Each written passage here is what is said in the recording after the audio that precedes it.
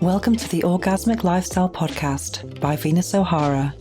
I'm here to welcome you into the world of orgasmic living by hosting experts to discuss orgasmic topics such as nutrition, spirituality, personal development, sexuality, and much more. Here, we will offer lifestyle lessons that can help you lead a fulfilling, joyous, and orgasmic lifestyle. I'm your guide, Venus O'Hara.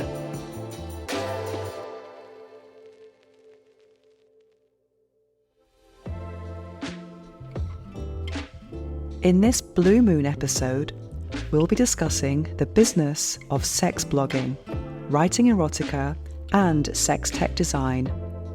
I'll be interviewing Tabitha Rayne, an award-winning author, artist, and sex tech designer.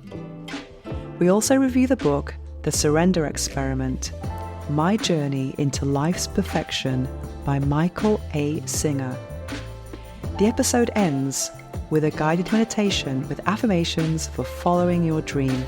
And if you'd like to have an extended version of this meditation, check out the meditation section on my website, venusohara.org. But first, let me share with you my own journey as an erotic content creator. It's not often I get to meet someone who does what I do for a living. And I had this experience with Tabitha Rayne, who is our guest today. And it was so enlightening to speak with her and share and compare experiences, compare and contrast. It's very interesting how we've both ended up doing very similar things in, for example, writing, taking erotic selfies, and also designing sex toys. This is a job that I created for myself, but it wasn't really, I didn't think about, it wasn't premeditated. It was very natural and organic how it all came about. And it seems to be quite similar to with Tabitha's experience, which we will find out more about in our interview. But for me, I wanted to go over my journey again, if you are not familiar with it, because people always ask me, how did you end up in this? You know, it's such a strange thing to devote your life to be talking about sexuality. And for me, it wasn't really something I chose consciously. I think it chose me, because it's not something I would have chosen consciously, because I had a lot of fear of thinking, what are people going to think of me? For example, family, friends, how will I be judged? How will this impact my life? And it got to the point where my fear of not doing it was greater. I've always been very interested in sexuality from a very young age, even when I was denied good quality sex education at school. I was very curious. I was always reading everything I could find about sexuality, about orgasms, and I found this information in women's magazines. And I was curious to find out how my body worked and about pleasure as well. And I wanted to know as much as possible. And for me, that seemed very natural. And I was kind of more intrigued when people were not curious about this thing, this urge that seemed to kind of influence many of your life decisions about relationships and just how you live your life in general. And sexual energy is not just about attraction and your romantic life or your sentimental life, but according to Napoleon Hill, it's also your magnetism, your charisma, the way you walk, the way you talk. And for me, it's also an expression of my creativity, because if you're into the sacral, the chakra system, and of course the sacral chakra is the one that is that corresponds with sexuality and creativity.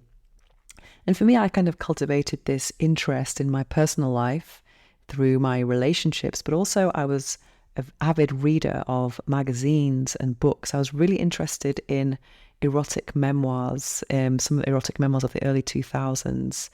And I always found that my own sexuality was not really expressed in any medium that I could find. I found a lot of erotic memoirs were kind of coming from women who were sharing stories of complete promiscuity, acting like how men are applauded to act, traditionally speaking.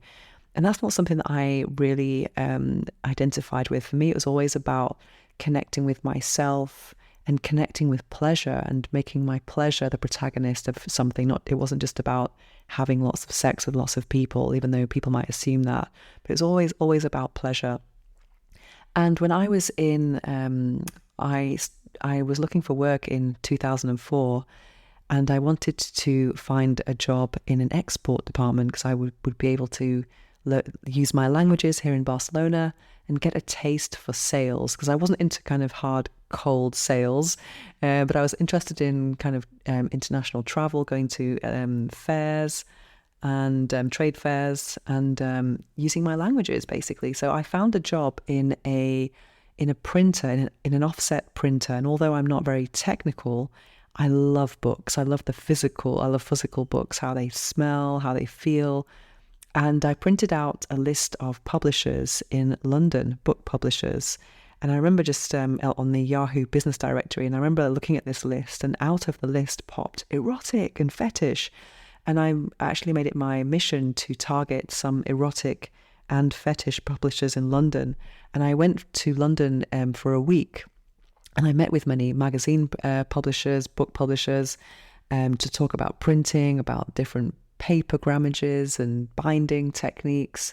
And I just love sitting around in meetings and just discussing these things while terminology around sexuality was just being spoken in the room as if it was the most normal thing in the world. And I thought, wow, this is exactly how I see sexuality. It's just something really, really normal.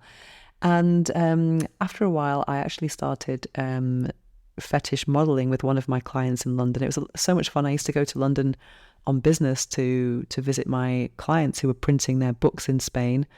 And then I would also do a day of modeling. And I kind of really enjoyed the process of being in front of the camera, and also just kind of creating an erotic image that was non-explicit. That's something that I really enjoyed. And I've always been interested in fine art and Venusian imagery in general, from a spectator's perspective, because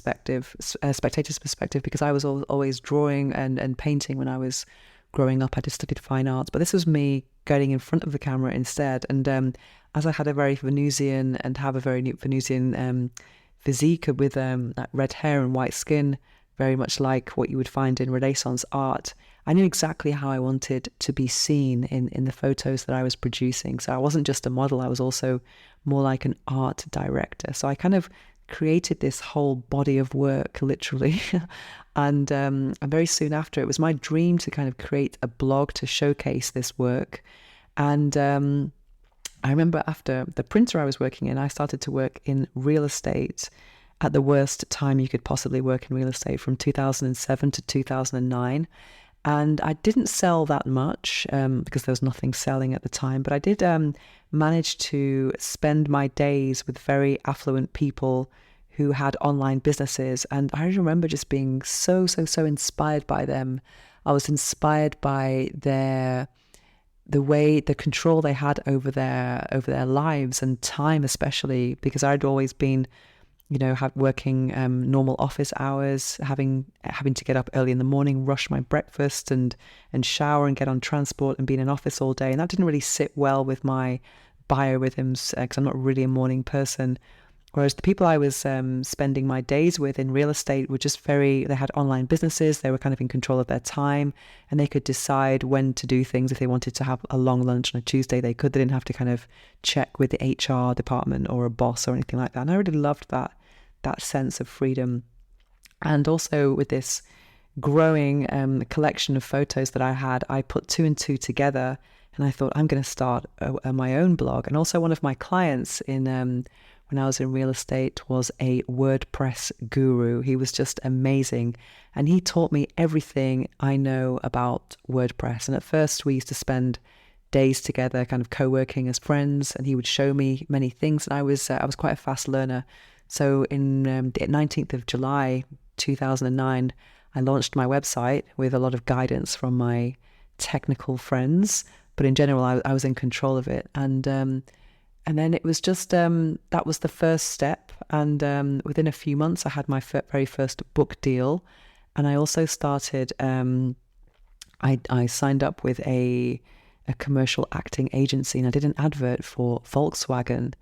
And this money kind of like helped me to live for a year. So I had this extra kind of cushion of cash coming into me. So I didn't have to kind of think in desperate terms about how I was going to live, because I was quite comfortable, and things were coming to me gradually, book deals and media collaborations. And it was quite incredible, really. I mean, at first it was just such a affirmation, confirmation from the universe that I was on the right path.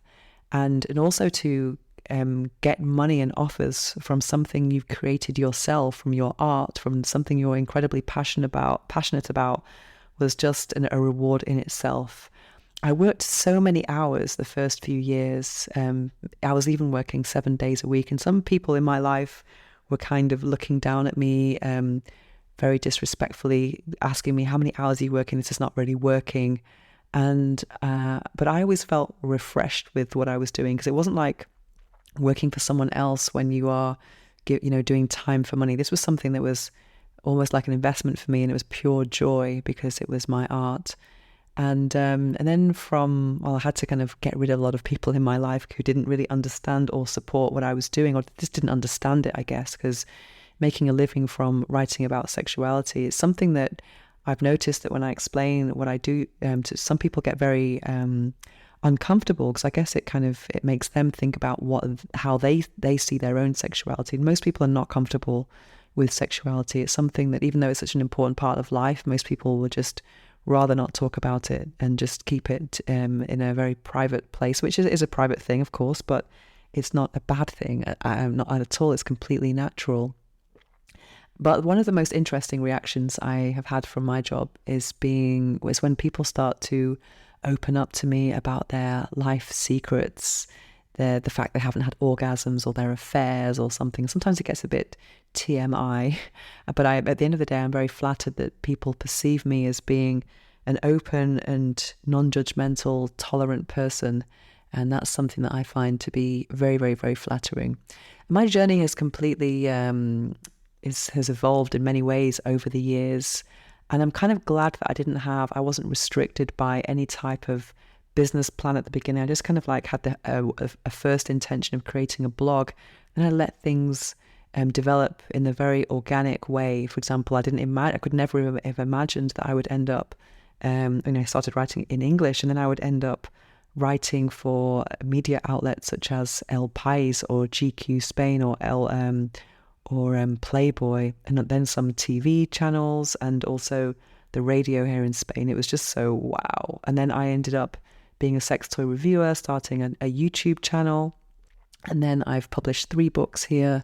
And then I started this podcast 2 years ago, and I've also been a sex toy designer. So it's really interesting how I've just kind of started with one idea of sexuality. It just kind of developed into other things along the way. And I do define myself as an artist. But over the years, I have had some, I guess I have had some self-doubt about my own profile and my own expertise. For example, I remember when I landed one of my media collaborations here in Spain, a lot of people were very angry that I had landed this particular collaboration when I wasn't a sexologist. I've always thought, do I have to get some kind of qualification to do what I do? So that's always been an element of self-doubt that I have been battling with on and off. But now I've come to the conclusion that I am an artist. I mean, my most recent collaboration is writing erotica for the Satisfyer Connect app. So I share many of my stories, and a lot of these stories are articles that I've previously shared in Spanish, in Spanish media, and I'm now translating them and kind of adapting them, translating them to English, and I'm also narrating them, which is interesting. So if you have the Satisfyer app, you can listen to my stories, and if you have a product, then it will vibrate in reaction, in response to my narrative, which is quite interesting, really. It's not just just a story. It's actually interactive erotica, 'cause you can let your mind wander while the vibrator is also doing its thing. So, for example, in the hottest part of the narrative, that's when the vibration would be at its strongest. So that's a feature called Remotica on the Satisfyer Connect app. But if you don't have the Satisfyer app, you can also access these stories on Spotify on the Satisfyer the Satisfyer account on there, which is another way to listen to my voice, listen to my stories. And we are releasing 3 stories a week. So now I don't think you need any qualifications at all to be an artist or a creative, so I'm doing that. And I also just really love talking about sexuality. On this podcast, I've had the absolute privilege of meeting some incredible people from many different fields of sexuality, from the business side to it, the more medical side, the spiritual side, tantric side, BDSM.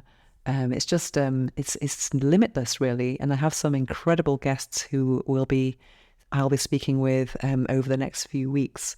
I have so many guests lined up that I'm actually thinking of making this podcast weekly, making it on the third quarter and first quarter of the moon as well. So that would mean 4 episodes a month, just because the quality of guests is getting so good. And I don't want guests to be waiting 5 months until their episode comes out. So I'm really thinking about that and trying to grow this podcast, because I'm really loving where it's taking me. And I just love the process of speaking to experts and learning new perspectives on sexuality from many different perspectives, many different professionals, and just sharing my own experiences and stories as well. So it's been very enlightening, and I also feel like it's kind of like having my own personal coaching sessions, which is quite interesting. So I always get off a call with my guests, and I feel my brain feels like I've just done mental aerobics. It's quite stimulating. But yes, that's my own journey of becoming an erotic content creator, and it's something that is never ending. I remember someone who did criticize me years ago used to say to me, "What are you going to do when you're 60?" And I was thinking, do you think sexuality ends when you're 60? Absolutely not. Sexuality is something you can enjoy throughout your whole life, and I think it's important to have more mature voices to share these perspectives as well, about how you can enjoy your body, how you can enjoy intimacy through sexuality in all areas and all stages of life, because I really do believe that sexuality is one of the greatest gifts that we have. Are you looking for a new sex toy? If you are, go to satisfier.com and you can use the code Venus to get 30% off anything on the satisfier.com website. So check it out, Venus for 30% off, satisfier.com. Now it's time for this episode's interview. We'll be speaking with Tabitha Rayne, an award-winning author, artist, and sex tech designer. Tabitha Rayne, welcome to the Orgasmic Lifestyle Podcast. It's such a pleasure to have you here. And it's a real pleasure. You're the first guest that I've actually met previously. So it's really your experience. And for those who are unfamiliar with your work, could you tell us what you do? Yeah, hello, I'm Tabitha Rayne. I am an erotic author, editor, audio artist, and designer. I design sex toys. And I've been running erotic for around about, it's about 12, 13, 14 years now. Much the same as you, actually. So what inspired you to follow this path in the beginning? Well, what happened at the very start, and my first novel, which wasn't erotic, came out in 2009, and it was quite sort of daunting, and I found it quite a difficult process, because it was quite, people read into your work, and so I found that really quite difficult and challenging. And people were asking me on like news shows to be an expert in something. I was like, I'm not an expert, I just wrote about it. And so what happened was I took on a pseudonym, and because I found that a lot of people could read themselves into the stories that you make. And then you're like, no, that wasn't, oh God, yes, that was based around a conversation, but it wasn't about you, kind of thing. So I gave myself a new name, and it gave me a whole lot of freedom. And it turns out that it gave me the freedom to write about sex.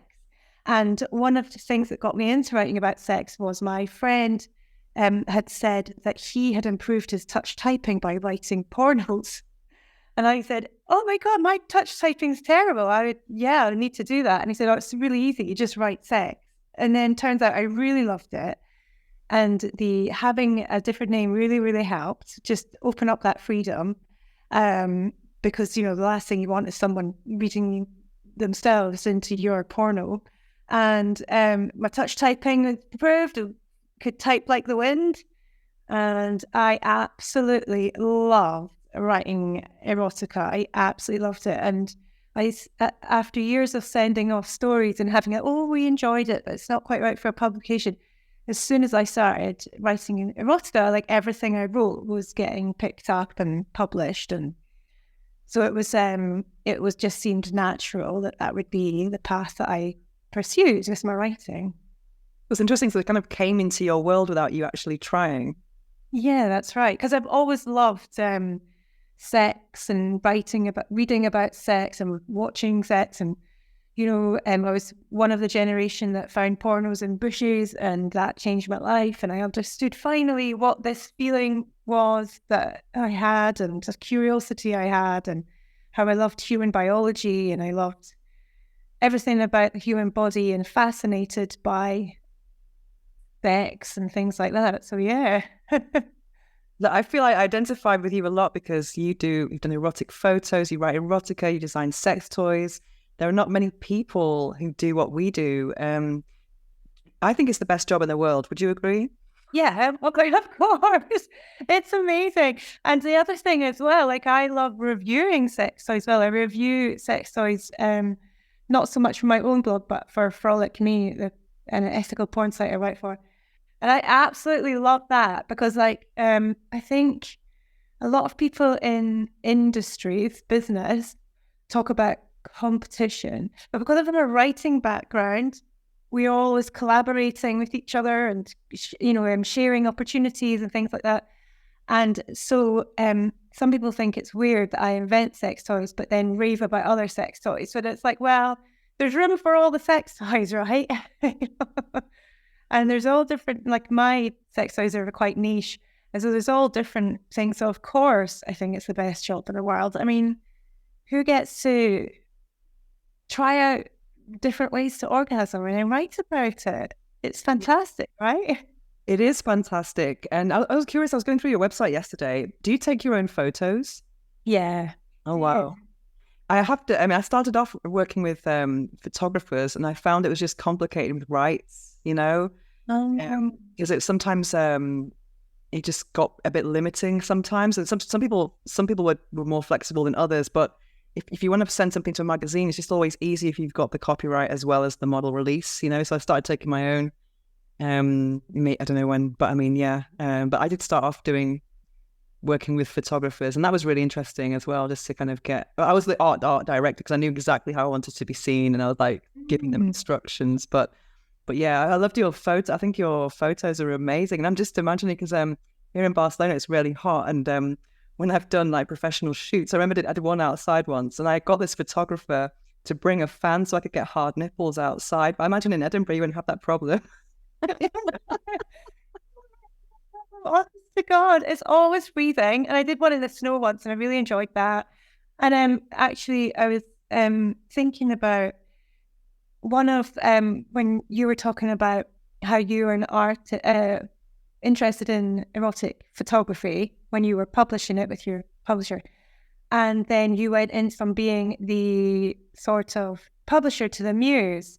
And that's a dynamic that's always fascinated me, always in my work, is the artist-muse dynamic. And to be seen as an artist, see the subject, like it's always like really, I find that a really erotic experience, not experience, because I've never had an artist take paint me or take my photo. I've had friends exposing parties done my photo. That was quite good. That was really nice. But it was very much a let's do what we want and have fun. I've not had an artist directing me to stand still and do this. Because I think there's something quite erotically sort of power exchangey about that as well, which is something quite fascinating that it sort of spills over into my writing, if you like. So I don't know if you find the same sort of thing. Absolutely. And I've worked with so many different photographers, and most photographers, what I love about it is that they've been very respectful, and they're kind of like looking at it in a matter of fact way, trying to get, and they're not getting all horny, because people have this perception that I think in our world, people are generally, in general, not too sleazy. They're kind of like, they can talk about sex without getting turned on and losing control. And that's something that attracted me to this industry in the first place.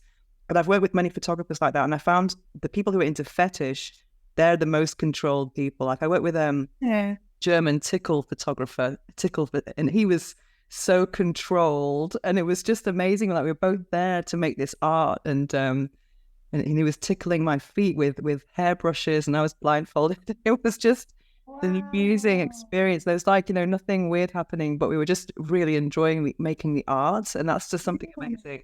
I think it's always interesting as well to compare. We have an idea of how we like to see ourselves, and other people see us in a different way. So it's interesting to have those different perspectives and just not worry about the technical side and just pose. That's something that's great. The only thing I worried about is like, are they seeing me how I want to be seen? Well, yeah, that's the thing. That's the thing, isn't it? So there's quite a control. I mean, because I have suffered with several mental disorders, including like eating disorders, body dysmorphia.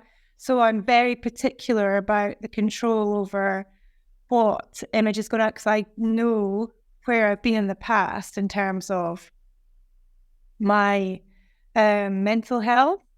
And so I always had, and that's probably one of the reasons that I take my own photos, is I have complete control about the ones that I put out and the ones that I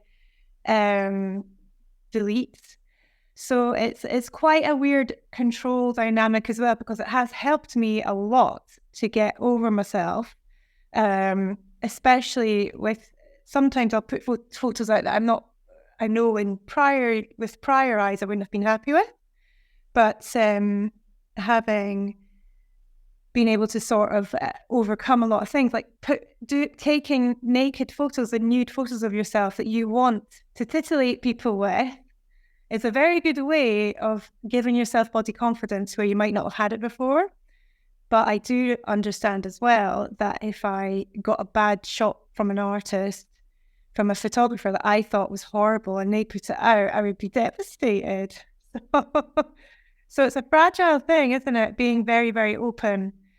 I believe we probably both have quite a perceived thing of being very, very open.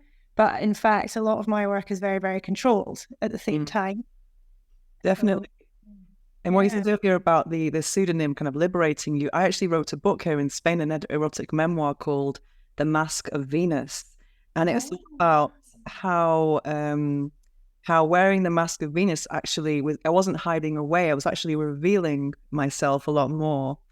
And that's exactly how I feel about it. And I feel that you probably totally understand that this pseudonym kind of like really liberating you from, your school friends finding you, your family, what have you. But also what I found in the 14 years that I've been in this industry is that maybe let's say 14 to 10 years ago, a lot of people who were sex blogging, they were not just using pseudonyms, but they're also not showing their faces. And I find that's different now with all the rise of, let's say, TikTok and Instagram and what have you. And I just found that was a lack of authenticity. You're trying to share a message, but you're too ashamed. It's like, how can you promote non-shame when you're too ashamed to show your face? I can understand if people have, like, let's say, real jobs and they're doing it as a side hustle. But I knew people who were men pretending to be women. It just felt very inauthentic.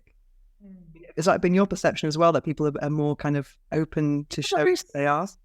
Much more open now. It's absolutely so inspiring and exciting. And well, back in the day, I never used to show my face. I just wanted to keep my private life completely private. And then it was a real shame because I'd won an award for my writing, and I was like, there was a moment where I was like, I should be proud of this. So, or like, I was showing my face, and the year before I think I'd been nominated for something, but I was like really, really scared in case I would have to go up and give a speech, someone might take my photo. And I'm like, now, what for? I mean, like you say, you got to put your money where your mouth is a little bit. But for some reason, it seemed like back in the day, I was really, really worried about people finding out what I did. Oh my God. And now, like, I'm proud of what I do. Not that I don't care, I care a lot, but I don't, everyone that knows me knows what I do, and I'm not ashamed of it at all. But I'm really proud of the sort of newer generations coming through, the TikTok generations who they're just taking sex ed and pleasure into their own hands. And like, even through lots of censorship, which is getting way worse, they're just like, enough, okay, we're here. If you're not going to give us the education, we're going to do it ourselves. And they're so liberated and wonderful. And I get so much joy and inspiration from watching particularly young women out there now just embracing their sensuality, their sexuality, and they're being so open and just like way more open than I was back, 12. I can't even think how many years ago it was. Oh my God, my first blog. I think it was like 2010, 2011. Yeah, and yeah, I don't regret all that because it's all part of your evolution, isn't it? But yeah, now I'm just so much different. It's actually quite rare. I work with a lot of writers, and I'm an editor, and I work with a lot of writers. So we have a writer profile on the site. And now it's surprising to me when someone doesn't give me a biopic with their actual face on it. It's like, oh, that's interesting. But back in the day, it was only like a pearl necklace or a tie or something. And now, like, everybody really shows their face, and it's actually very unusual to get someone who's just, just a generic picture or something. So it's so interesting. I think we've been very blessed to sort of come in at a time where we've seen the entire evolution of like the whole reason I invented my sex toy was because there was literally nothing when I invented it, there was like dildos, like rabbit vibrators or a bullet vibrator. There was nothing else really. And now me and you, we've like gone from that to now, like, you've got like, what isn't there now, right?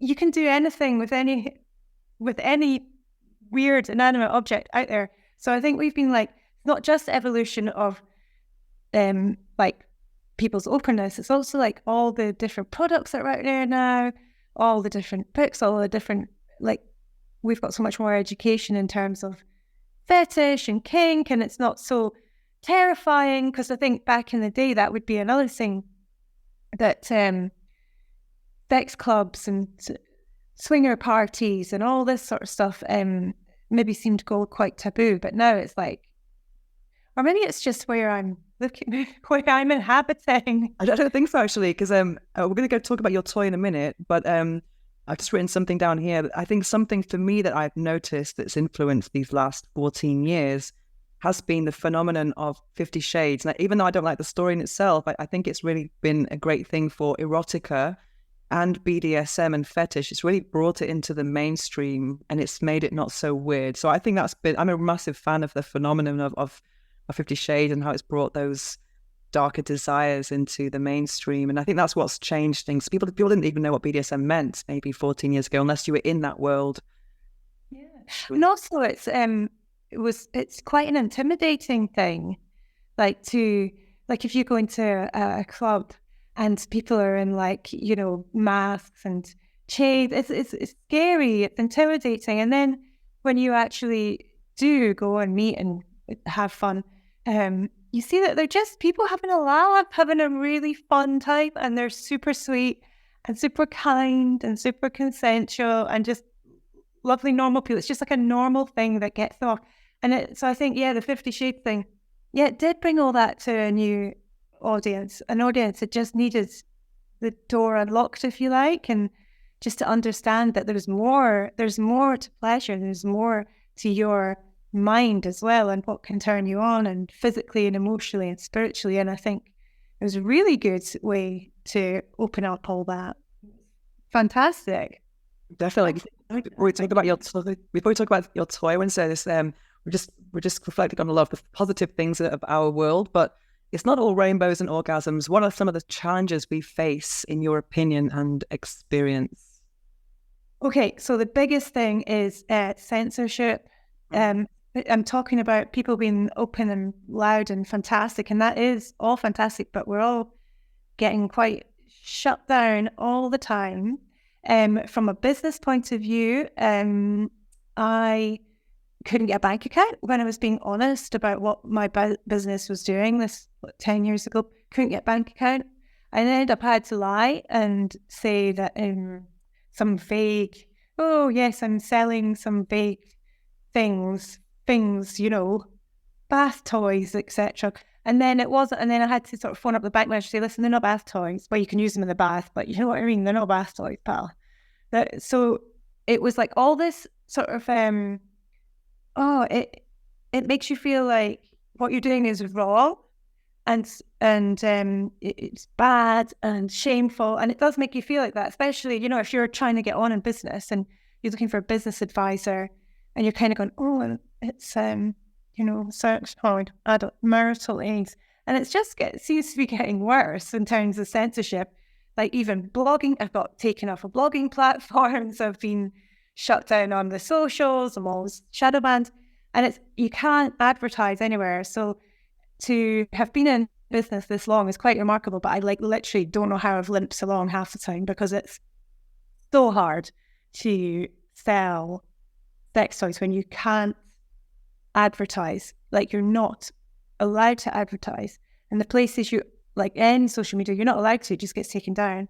And anywhere you are allowed to advertise, the bigger players it's always would rely on SEO and clever keywords and things like that. But the bigger companies have clearly got a lot more budget that they can just swoop in and use that. And also payment platforms. I think I can only use, at one point I could only use PayPal on my website because like literally all the payment platforms that I tried to use were disasters. So sometimes to be honest, there's actually more days than not where I could just jack it all in and just say, right, that's it, I'm getting a job in the chippy. It's too hard. I love talking to people. I don't get to talk to people very much. So forgive me if this like overruns Venus, but I love talking to people and being sociable. And a lot of the time you're just sort of firefighting, trying not to get kicked off platforms and and you spend a lot of time being really careful and wording things really carefully, putting them on, and then they just get shut down. So you just wasted a day like beautifully crafting something. Like I find it a very difficult business to be in. Spiritually, I find it very rewarding, especially if I get a lovely email from someone saying how, their product was the only thing that worked for them and all this.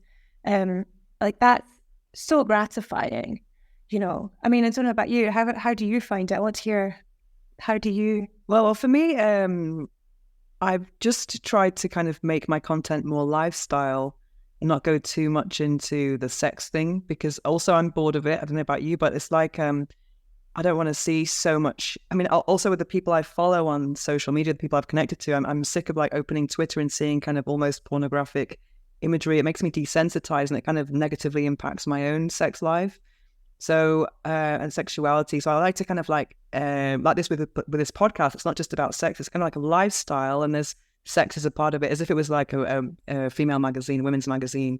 So, and I think that makes sex more powerful and also more digestible and more mainstream. So that's the kind of my personal approach.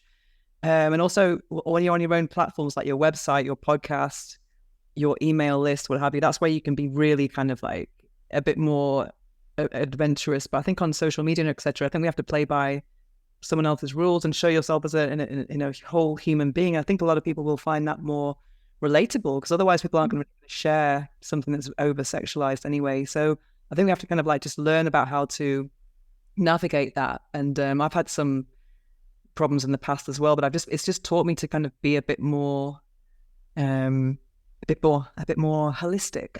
So I kind of like refer to myself as like holistic self-love. So it's it's like eating well, it's like sobriety, it's like sexuality, masturbation, self-love. So I have to think about the words we use. We can't use the word sex. We have to use other words. So yeah, so I try and use it that way. But it's very frustrating when you've got such what you think is a positive message. It's a very important message, but I think that's why it does get shut down or what have you, because it's so powerful. That's why sex is so taboo. It's not because it's bad, but it's because it's super, super powerful, I think. Yeah. And let's, speaking of power, but your toy, right? The box got a bit destroyed, Mike, because I mean, I went to Edinburgh on my way to Ireland, family holiday. So I was not thinking about sex toys. And I went with a very small bag.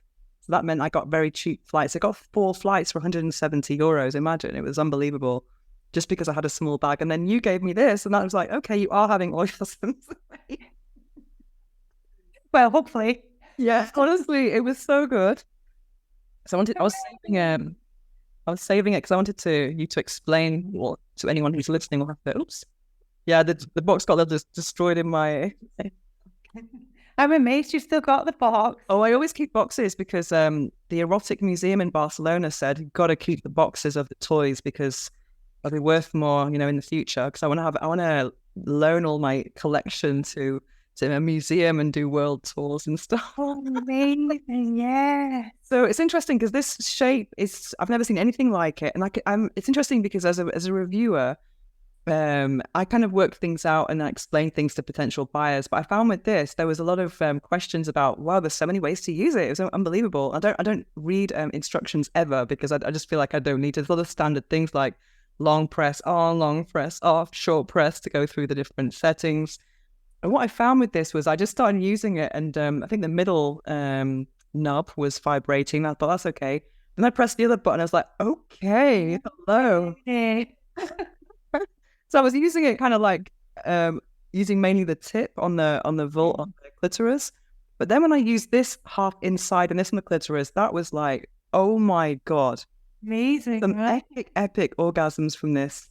And I was really surprised. That's yeah, but really, really good. And so I was just blown away. And also, I think it's interesting that you've made this as a grinder, because I mean, for me, I just kind of need to be horizontal to have an orgasm. I mean, that's usually, obviously, when we kind of get to know our bodies, sometimes it's good to kind of do some things a bit different, because otherwise, just for those erotic pathways, the erotic plasticity, as they call it. But so, and also I've seen it online. So when I saw this shape, I assumed it was, for sitting on. And so which part would be, if you're sitting on it, which part would be the front here? So so at the front is the higher mount, if you like, vibrating mount. So that's where you would sort of you anchor it in place in the dip. So there's a dip, there's a high bit at the front, then there's a dip where your pubic bone goes, and then there's another mount where your vagina area or perineal area, depending on how your physique is made up. And then at the very end of the cheeky little anal nodule there, just for an extra bit of spice. So basically, I invented it because I wanted something to grind on through my pants while I was writing my erotica. And so that's why I invented it, was because I was like, oh, I'll just go and order that. And of course, nothing existed. And I did a load of research. Well, I didn't. I made one out of clay first and just used it. And then someone suggested that maybe other people would quite like it. So I did a load of research and there wasn't anything like it, because there's another one just called the Ruby Glow. It's not a wand and cradle. It's just a shape, and it doesn't have the anal bit, but it's 2 vibrating pads. It's like 2 vibrating pads that you can grind, and you're holding it in place. You're anchoring it with your pubic bone. And so you just grind your way to your orgasms. And one of the things that I really love about it as well is that if you're not into penetration, like the Vaginismus Network, always recommend my toy, because you don't have, if you're sitting on it and grinding on it, it doesn't have to be in any way internal stimulation. However, this one with the detachable wand is very much, you can use it for internal G-spot stimulation, and because it's got a flare, you can actually use it for anal stimulation, P-spot stimulation, and also the little bit there, you can sort of scoop the balls as well. So it's the first time using the tip against the clitoris, but my favorite way has to be just this in the entrance of the vagina, and this on the clitoris. I just found that was, and then kind of moving it from side to side, that was just like epic. I think I sent you a message saying, oh my God. It was actually my go-to when I just came back from that holiday. And I used it once in Ireland as well, like all my family sleeping nearby. I was like, I've got to do it, I've got to do it. Well, that's amazing because, it takes a lot to impress a sex toy. As a fellow sex toy tester and inventor yourself, I mean, it takes a lot. So I'm really pleased you liked it. I mean, that's my favorite way to use it as well. It's sort of reverse it, if you like, Yeah. and sort of hook it in, because it's really, you wouldn't think, because if you think of a rabbit vibrator, you've got the shaft and then you've got the fins, and they're very close together. And so with this, you wouldn't think that it would be able to stimulate your internal and your external clitoris at the same time because of the way it's shaped, but it hooks just in the right spot. Weirdly, it just seems to be the perfect for my body as well. Anyway, like, I think it's great as well, and the rumbly vibrations are quite good on the tip as well. That's what really was the game changer for me. Because I just like pressed the button. So at this stage, after 800 toys, I don't read manuals. But so I just like pressed it on and it was okay. Like the first thing, but I was using this bit on the clitoris, but it was this motor. So I thought, yeah, it's okay, a bit of imagination. Then I pressed the other button. I was like, oh, wow. Here we go. Here we go. Yeah, literally.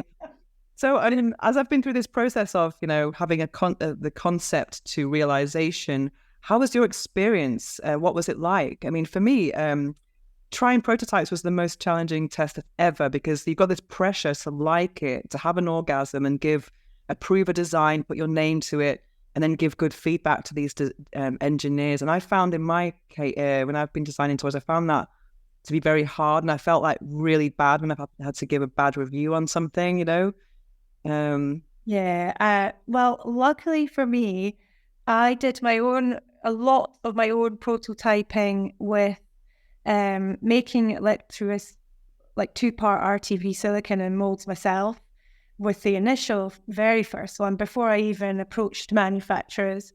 And so I managed to sort of get the shape pretty much nailed as to what was going to be working. But yes, that one had a lot of trickiness with if you're wanting to use it, you can use it like underwater with just the wand. You can still sit on it with just the wand and grind against it as well. But if you have it in the cradle, there was a lot of design back and forth with the noise of it, and is it too loud? And so basically, I would always recommend to have some sort of pad, like if you're going to do it on like a wooden chair or something. Oh yeah, I can imagine. Yeah, but then it has got slight silicone pads there, and it's the muffle, like your body weight going down does muffle it a lot. But there is always going to be that, because this toy at some point might be coming into contact with a chair or something. It is going to be noisy at some point. So that was one of the sticking points that was quite a difficult thing. And actually that version took years and years to come to fruition. The first one came out in 2016, and this one only came out, was it a couple of years ago now? If that, a year and a half ago, just because of the engineering. It was so difficult to make it the wand and the base and to make sure that it wasn't too crazy noisy. And that sort of thing. Tell me, how has it improved your writing? Oh, it's trying to write through an orgasm now. I don't even have to take a break to... I'm going to try it for my Erotica. I have a lot of writing work. So I'm going to... Because that was the thing. It was when I was writing, I was like, I wonder what would happen. Because, you know yourself, if you're writing a really good scene, it can get you quite randy, right? Yeah. And one of the things you have to do is like perhaps stop during the flow and just go and sort yourself out somewhere else. And I just thought to myself, do you know what? I would love to write through an orgasm and the plateau and the whole wave. I want to write through the whole crest of the whole wave. And so that's why I initially invented this toy, was to do that. And so it definitely made it. I mean, there was a lot of red lines to be contending with on that manuscript. There was a lot of gobbledygook I had to unpick after writing it, but actually it was really good. It was a really fun experience. So what are you working on now? Oh my gosh, I'm working on right, so I've got Ruby Glow Rides now, which is my newest grinders, which are full silicon grinders. Yeah. I've not used this one yet.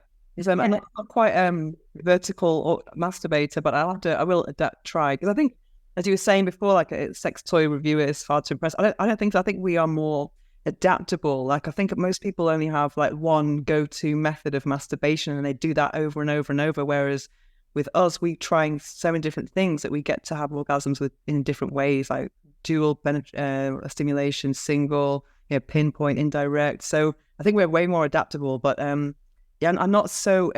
I will have to kind of practice a bit more like this. So get yourself make yourself write a really hot story, and then because you can sit it with your pants on. It's the same thing. It's a clitoral grinder with tentacles. That's the only one in the world in those colors. So all the other ones are kind of aqua colors. Spanish colors as well for me. Yeah, there you go. Yeah. And so basically you just sit on it, you put that on your chair, and then you would just grind against it with that area, hinting, sort of just press it up against your vagina. And that one doesn't have a hole in it, does it, at the front? No, because so they come in two different. One is it's got space for your bullet vibrator if you prefer vibrations, but a lot of people just don't want vibration on their grinders. So yeah, so this is the newest thing that's coming out, and so it's just still quite embryonic. There's 3 different kinds, and they're all based around. I'm a big art fan, and they're all based around different artists' work. This is inspired by Dreams as a Fisherman's Wife by Hakusan. Oh wow! It's very erotic wood block print from about 200-300 years ago, and we've got Mae West Sofa, the Salvador Dali and Mae West Lips. That's another grinder, and we've got a Renaissance painting, Chaise Longue, where it's just basically inspired by Renaissance paintings of women in the throes of orgasmic joy, reclining. So yeah, and so I get quite wrapped up in the world of pleasure and spirituality, just sort of the whole, like you say, the holistic, the whole thing. Like it's about stimulating your mind and your visual imagination, your auditory imagination, everything. Just for me, all rolled into one, if you like. Great. So anything else you're working on? So you're also doing Frolic Me as well? Yes, I'm doing Frolic Me, which you must come and write for. We're excited to have some Venus on there. So Frolic Me is an ethical porn site. Anna Richards makes the films herself. She films, it's all based in Britain, but she films all over Europe as well. And so it's a whole erotic platform. So there's the films, and there's the audio, and there's a magazine with sex positive articles, and there's going to be some sex education stuff, but it's mainly all about the erotic. And we have all of the films have got stories that are inspired by the films as well, which are then also made into audio. So you can have a full immerse yourself in pure filth. No, it's not. It's not filth. It's a wonder to behold. It's pure naughtiness and just escapism, eroticism, and it's really horny. Celebration. Celebration. So we hope to welcome you into our writer circle there. Wow, thank you. Great. Yes, explore that more. Exciting. Yeah. You're also doing the audio. You're doing voice work as well. Yeah, I record my audiobooks. Trying to record everything into audiobooks. I actually really enjoy doing it, and I don't know about you, but you always, and back in the day, I would always hate the sound of my own voice. And but so used to it now, so long. So used to it now. I'm like, oh, it's quite good actually, which is really, really a nice way to embrace a part of yourself that you didn't like.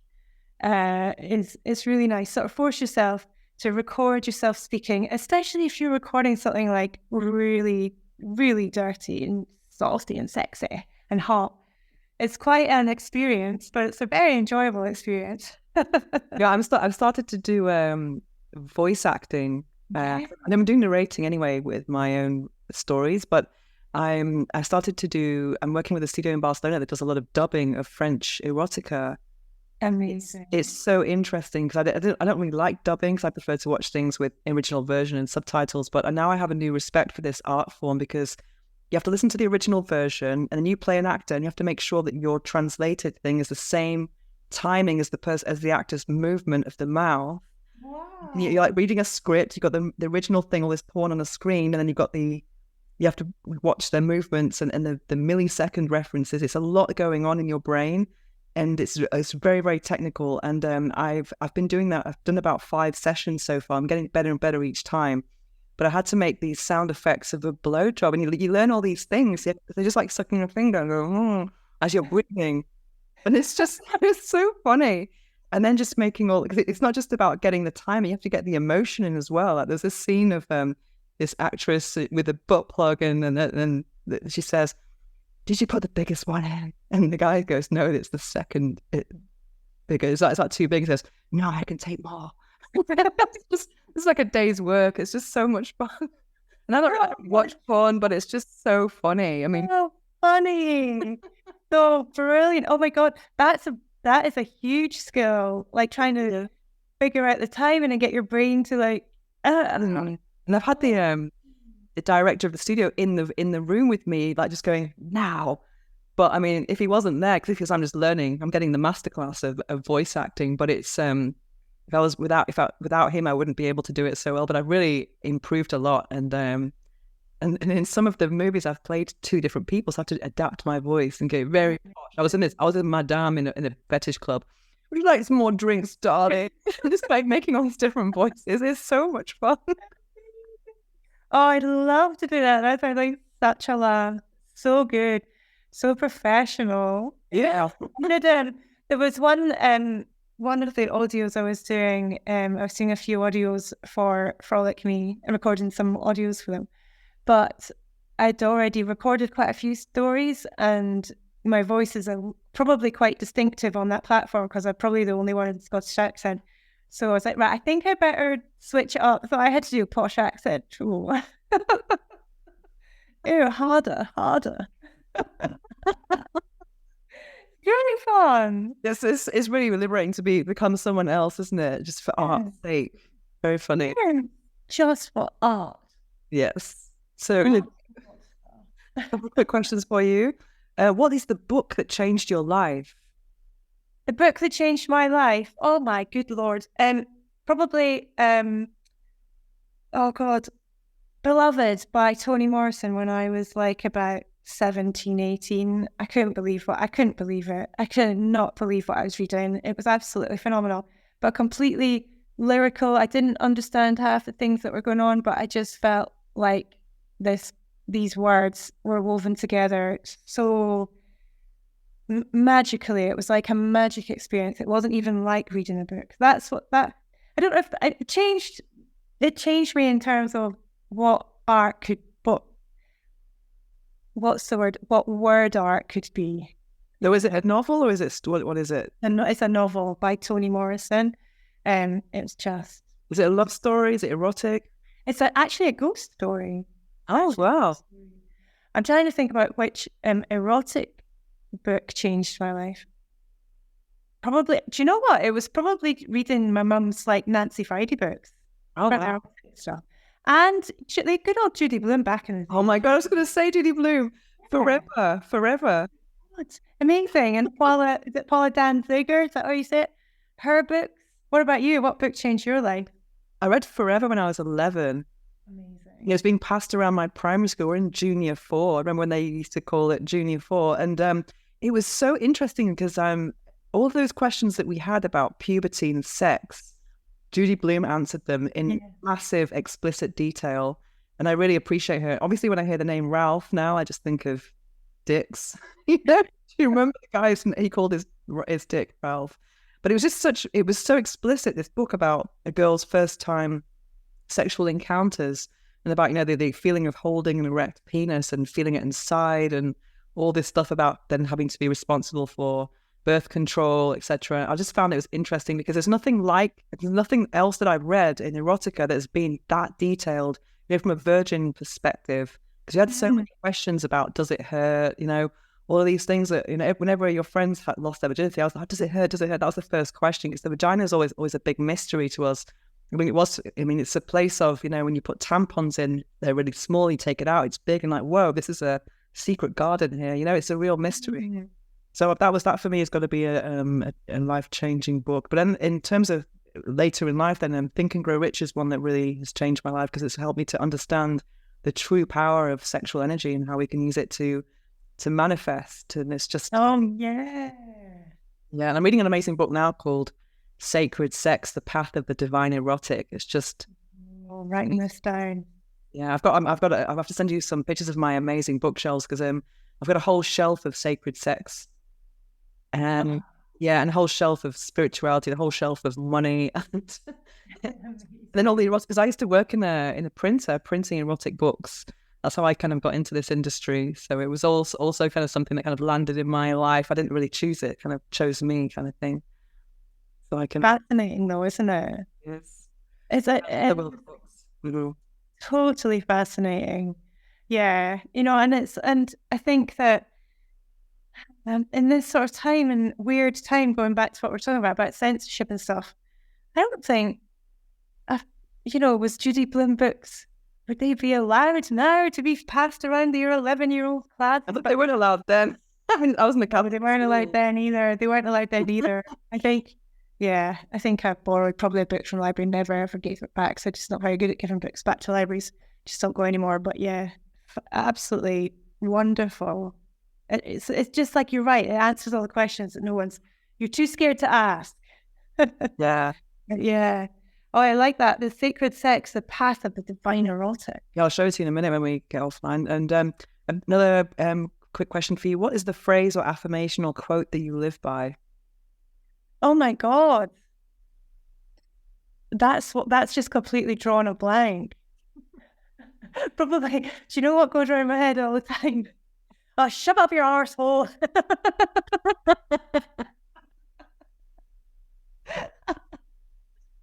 Oh, dear. Sorry, I'm not very good at thinking on the spot with things like that. What's yours? No, I always ask this question to all of my guests, and one thing that has been recurring that more than one person has said is say yes. I think that's a really interesting thing, because I haven't seen the film Yes Man with Jim Carrey. I haven't seen it, but I know what it's about. It's about when you start saying yes to things and how that can really open you up to new things. Another thing that I'm kind of living by lately is never wish your time away. Never wish it was, later, what have you, because one day time will run out. So I think that's really important to just think, if you're waiting for the bus or what have you, just like treasure those minutes. Oh, yeah. Yeah. That's so important, because especially I'm having quite a hard time emotionally just now, and sometimes I hear myself in my mind going, "Oh, I just wish today was finished," and I'm like catching myself saying that, and I'm like, "Oh my God, my mum died very young," and I'm like, "Oh my God, imagine saying that to yourself when your days are finite." Like, it's like, wow, it's a miracle we're even here talking. Imagine that. I get blown away by the miracle of just existing, honestly. Well, that's beautiful. So where can people find you?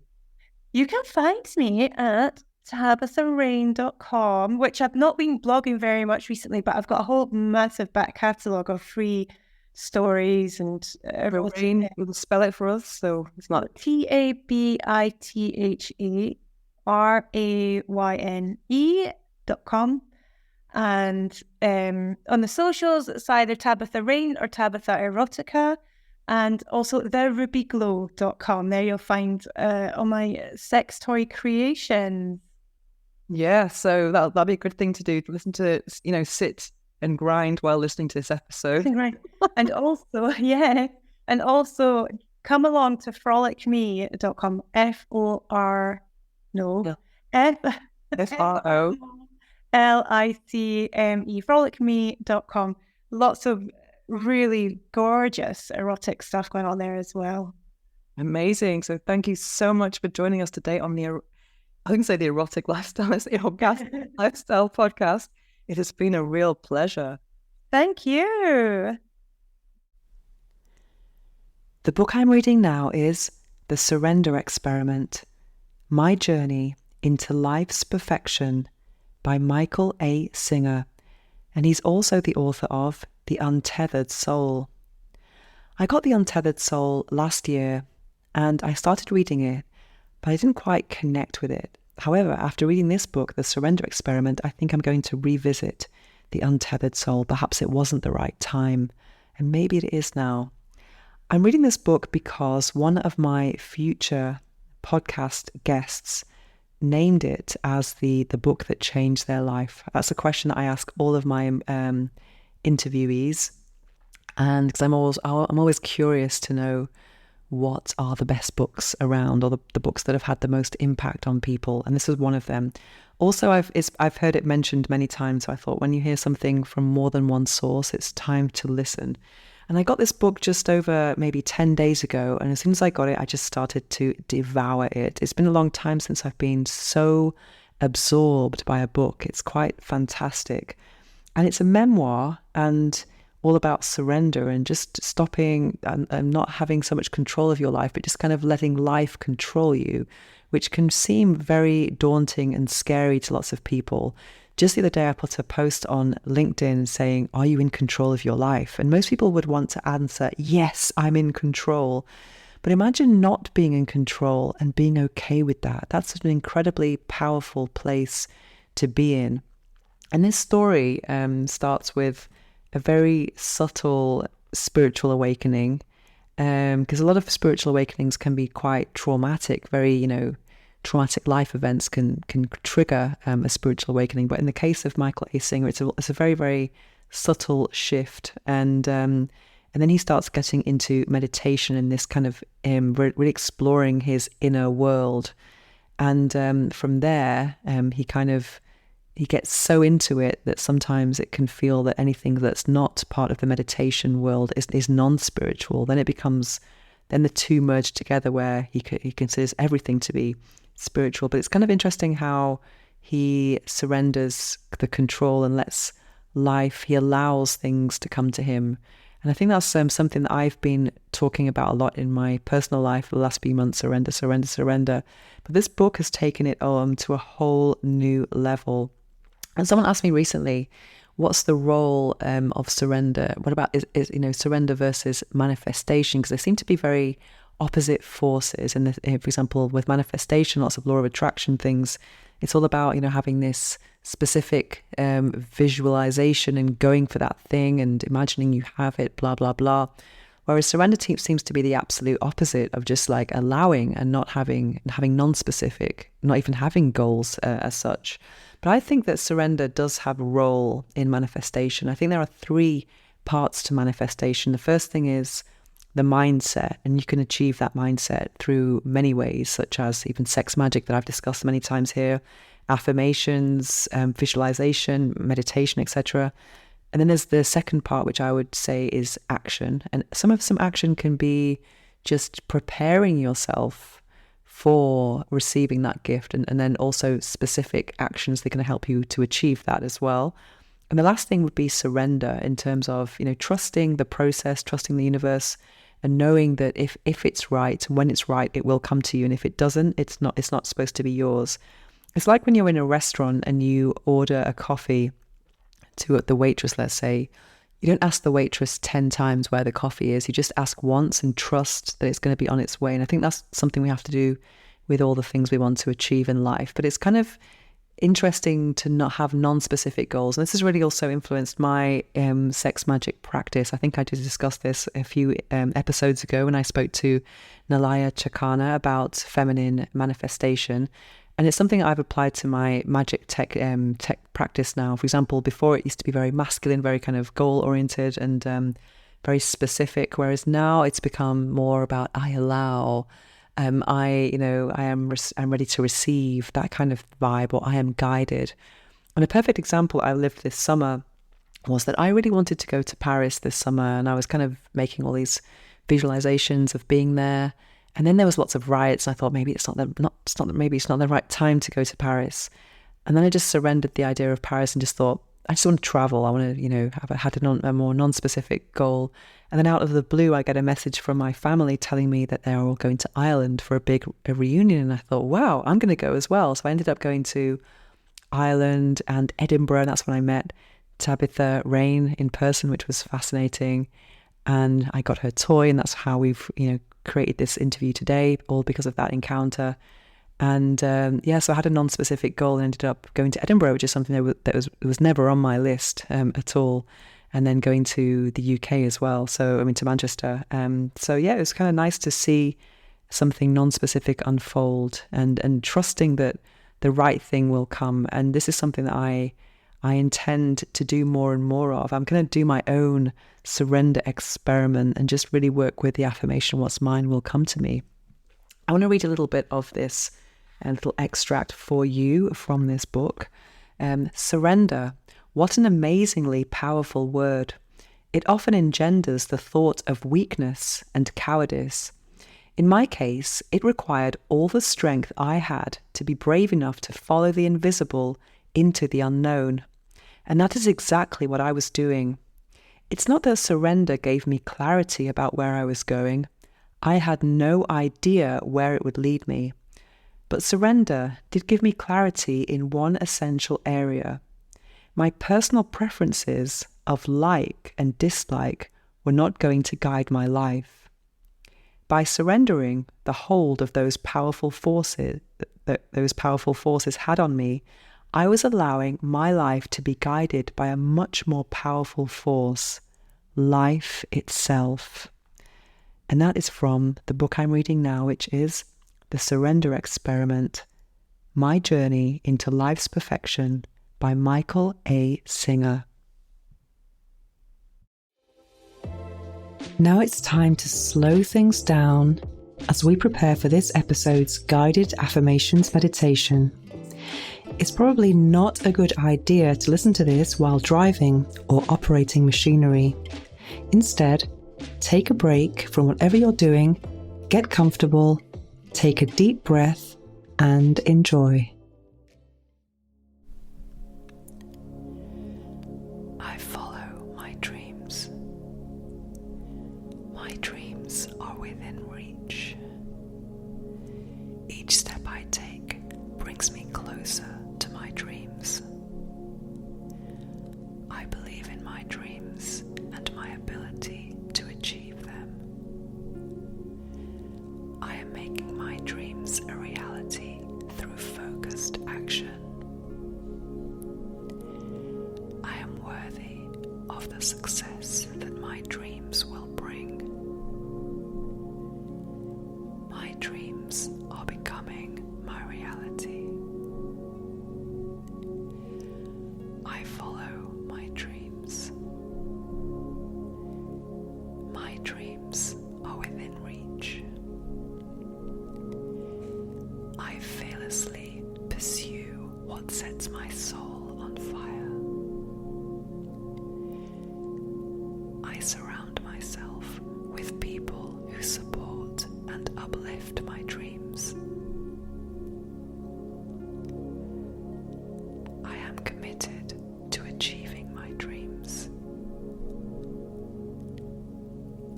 I believe in my ability to overcome challenges and succeed. My dreams are becoming my reality.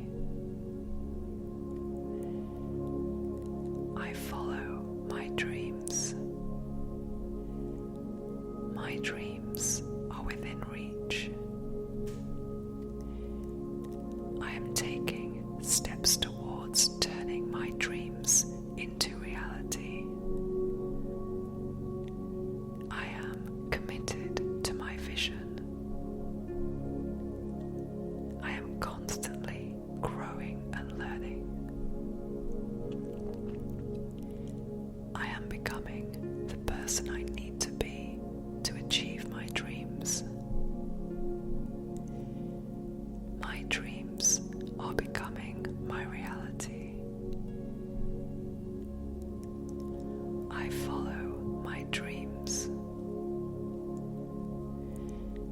dreams are within reach.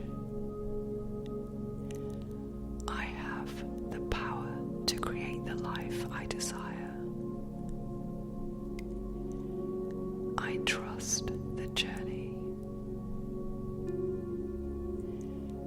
I am open to all the opportunities that come my way. I attract the resources I need to fulfill my dreams. My dreams are becoming my reality. I follow my dreams. My dreams are within reach. My dreams are achievable. I release any doubts and fears. I embrace the confidence within me to pursue my dreams. I am deserving of success and happiness. My dreams are becoming my reality. I follow my dreams. My dreams are within reach. I am aligned with my purpose. I am guided towards fulfilling my dreams. I am grateful for the progress I've made. I am resilient and adaptable. My dreams are becoming my reality. Are you looking for a new sex toy? If you are, go to satisfier.com and you can use the code Venus to get 30% off anything on the satisfier.com website.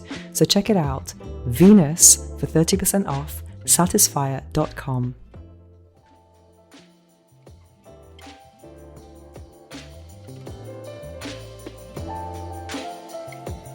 To find out more about me and my orgasmic lifestyle, visit venusohara.org or follow me on Instagram at instagram.com/venusohara.